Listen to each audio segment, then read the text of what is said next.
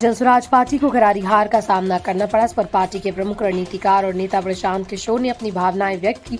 उन्होंने कहा, चुनाव के नतीजे ने उन्हें बहुत प्रभावित किया और वो सही से नहीं ले पा रहे। प्रशांत किशोर ने हार को चुनौती के रूप में लिया और अपनी पार्टी के साथ बिहार में अपनी लड़ाई जारी रखने का संकल्प जताया। प्रशांत किशोर ने स्पष्ट किया कि जनसुराज चुनावी मुकाबले में सफलता हासिल नहीं कर सके, लेकिन उनका मकसद केवल चुनाव जीतना नहीं था।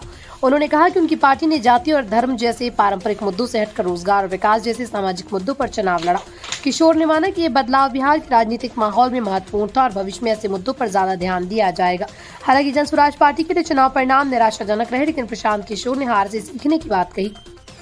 उन्होंने कहा, चुनाव प्रक्रिया से जो अनुभव मिला उसे वो बेहतर रणनीतियों के लिए इस्तेमाल करेंगे। उन्होंने माना कि बिहार के मतदाता अभी भी जाति धर्म आधारित राजनीति को प्राथमिकता देते हैं, जिसे धीरे धीरे बदलना होगा। प्रशांत किशोर ने कहा कि वो हार को अंत नहीं बल्कि नए आरंभ के रूप में देख रहे हैं। उन्होंने कहा कि जनसुराज पार्टी बिहार में विकास और रोजगार के मुद्दों को लेकर लगातार काम करेगी।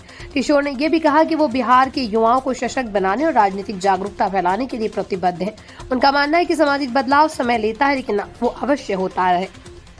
अंत में प्रशांत किशोर ने इस हार को स्वीकार करते हुए कहा कि वो संघर्ष से नहीं डरते और बिहार में बेहतर भविष्य के लिए अपने प्रयास जारी रखेंगे। उन्होंने जनता से अपील की कि वो विकास और सुधार के एजेंडे को समझें और समर्थन करें। किशोर ने खुद को बिहार के लिए समर्पित बताया और आश्वासन दिया कि वो फिर से बिहार की राजनीति में सक्रिय भूमिका निभाएंगे। इस हार के बावजूद प्रशांत किशोर का जज्बा और संकल्प मजबूत है। वो बिहार में जनसुराज के एजेंडे को आगे बढ़ाने के लिए पूरी ताकत से काम करेंगे।